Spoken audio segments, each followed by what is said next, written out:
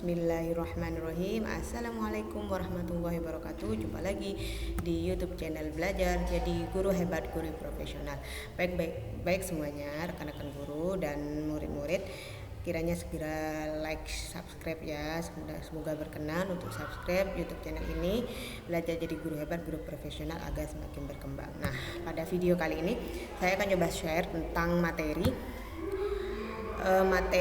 di sini ya, sebentar ya. Ini adalah materi tentang asam basa ya. Jadi kita akan membahas apa itu asam basa dan garam. Nah, ini yang seperti kalian lihat ya anak-anak, di sini banyak ya, ada gambar jeruk, tomat, garam, air aki ya, kemudian shampoo dan pasta gigi yang kalian gunakan dalam kehidupan sehari-hari. Pasti kalian sering menemukan benda-benda, barang-barang seperti ini. Nah, ternyata kita tidak bisa lepas dari barang yang berbahan dasar dari zat kimia. Nah, sekarang kita akan membahas tentang apa itu asam basa dan garam. Nah, sifat larutan dapat ditunjukkan dengan indikator asam basa, yaitu zat warna yang menghasilkan warna berbeda dalam larutan asam dan basa, antara lain tas lakmus, indikator alami. Nah, seperti ini ya, kalau kita ingin tahu senyawa benda-benda apa yang ada di sekitar kalian ya, itu apa dia asam atau basa, itu kita bisa melihat melalui alat-alat ini ya, indikatornya ya, seperti pH meter digital, seperti ini gambarnya, pH meter elektronik, dan kertas lakmus ini yang paling murah ya untuk membelinya, seperti itu. Nah, ini indikatornya ya anak-anak ya, tabel warna lakmus dalam larutan asam, basa, dan garam. Jika indikator lakmus merah, di larutan asam dia akan tetap merah, dan di larutan basa dia akan menjadi biru. Nah, di larutan netral dia tetap merah. Seperti itu. Kalau lakmus biru ya, dia di larutan asam dia tetap merah, kemudian di larutan basa dia biru, kemudian di larutan netral jadi biru. Nah, Ibu tidak akan membahas yang ini ya, metil merah, metil jingga, fenolftalin, karena yang paling mudah dan murah harganya untuk kita beli di toko alat-alat laboratorium itu ya, alat bahan-bahan kimia itu ya. Ini lakmus merah dan lakmus biru. Biar kalian tidak lupa dan mudah mengingatnya, lakmus merah ya, dia itu akan berubah warna ya di larutan basa menjadi biru, seperti itu. Kalau lakmus biru dia akan berubah warna di larutan asam, itu ya, seperti itu ya cara mengingatnya. Nah, ini ya kalau indikator yang pakai fenolftalin ya, brontimol, metil merah, metil jingga, seperti itu. Nah, keunggulan lakmus sebagai indikator asam basa, dapat berubah warna dengan cepat saat bereaksi dengan asam maupun basa. Sukar bereaksi dengan oksigen dalam udara sehingga dapat tahan lama. Mudah diserap oleh kertas ya.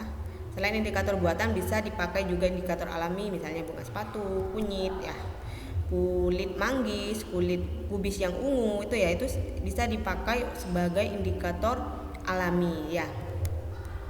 Nah, ini contoh indikator alami. Ada seperti yang sudah disebut tadi ya, ini gambarnya kunyit, bunga sepatu, bunga mawar, kubis ungu. Sebagai contoh, ambillah kulit manggis, tumbuklah sampai halus dan campur dengan sedikit air. Warna kulit manggis adalah ungu, dalam keadaan netral itu ungu kan. Jika ekstrak kulit manggis dibagi menjadi dua, masing-masing diteteskan dalam larutan asam, larutan basa, maka dalam larutan asam terjadi perubahan warna dari ungu menjadi coklat kemerahan. Nah, larutan basa yang diteteskan akan berubah warna dari ungu menjadi biru kehitaman. Itu ya indikatornya. Seperti ini ya. Nah, sifat asam basa. Asam, buah-buahan yang masih muda akan terasa masam karena adalah zat dalam air dapat menghasilkan ion hidrogen. Itu pengertian asam. Sifat asam ya, seperti asam beberapa asam dari mangga, lemon, dan jeruk gitu. Ini beberapa asam yang dikenal ya. Asam asetat itu terdapat pada larutan cuka, asam askorbat, jeruk, tomat, dan sayuran. Asam sitrat ada pada jeruk, asam borat larutan pencuci mata, asam karbonat minuman berkarbonasi, minuman bersoda ya, asam klorida, asam lambung, obat tetes mata, asam nitrat pupuk peledak TNT, asam fosfat deterjen pupuk, asam sulfat baterai mobil pupuk, asam tatrat anggur ya, itu ya, asam malat itu pada apel, asam formiat sengatan lebah itu ya, asam laktat keju, asam benzoat, bahan pengawet makanan. Nah, ini contoh bahan yang bersifat asam dan kegunaannya. Jeruk sebagai sumber vitamin C untuk menjaga daya tahan tubuh dan mencegah sariawan. Cuka sebagai penambah rasa asam pada makanan. Air aki ya, untuk menyalakan mesin kendaraan. Pupuk mengandung asam nitrat untuk menyuburkan tanaman. Ini sekarang kita bahas basa ya. Basa adalah zat yang dalam air dapat menghasilkan ion hidroksida. Mohon maaf kalau rame ya, ibu tag videonya ada suara-suara di luar. Contohnya sabun. Beberapa basa yang dikenal: aluminium hidroksida terdapat pada deodoran ya, kalsium hidroksida mortar dan plester, magnesium hidroksida obat urus-urus ya, natrium hidroksida bahan sabun. Ini contoh bahan yang bersifat basah dan kegunaan dalam kehidupan sehari-hari ya. Kalau aluminium hidroksida itu pada deodoran dan obat sakit mah, kalsium hidroksida plester dan mortar, magnesium hidroksida obat mah dan obat urus-urus, natrium hidroksida bahan sabun dan pembersih saluran air, kalium hidroksida pembuat sabun dan elektrolit pada baterai. Nah, ini perbedaan asam dan basa. Jadi biar tahu apa itu bedanya ya. Kalau asam bersifat korosif, kalau basa, senyawa basa bersifat kaustik ya. Korosif tuh mudah kayak mengelupas itu loh anak-anak ya. Sebagian besar reaksi dengan logam menghasilkan H2, terasa licin di tangan ya kalau basa.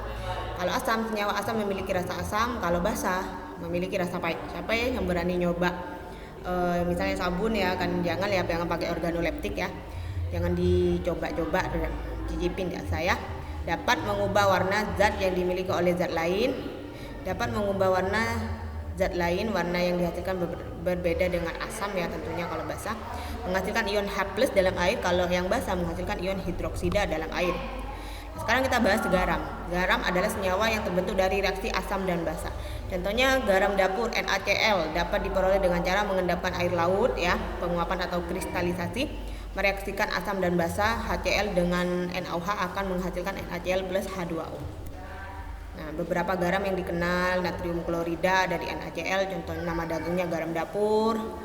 Manfaatnya penambah nafsu makan. Natrium bikarbonat NaHCO3 itu ada di baking soda ya, nama dagangnya. Pengembang kue fungsinya. Kalsium karbonat CaCO3, kalsit, cat tembok, bahan karet. Kalium nitrat KNO3, salpeter, pupuk pada peledak.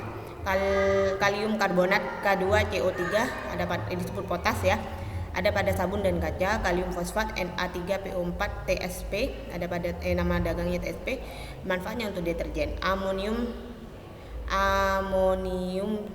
klorida. Amonium apa ini ya namanya, agak pelan-pelan bacanya. Amonium klorida NaH4 Cl, salmia itu baterai kering. Seperti itu ya anak-anak. Nah, ini kalau skala ya. Warna indikator universal kurang lebih dari 3 itu merah, 4 merah jingga, 5 jingga, 6 kuning, 7 hijau kekuningan, 8 biru kehijauan, 9 biru, lebih dari 10 atau 10 itu ungu. Saya. Nih derajat keasaman seperti itu ya. Jadi Ibu tidak akan menjelaskan panjang lebar ya. Jadi sampai di ini aja penentuan skala asam basa itu menggunakan indikator universal. Terima kasih, mudah-mudahan bermanfaat. Assalamualaikum warahmatullahi wabarakatuh. See you next video.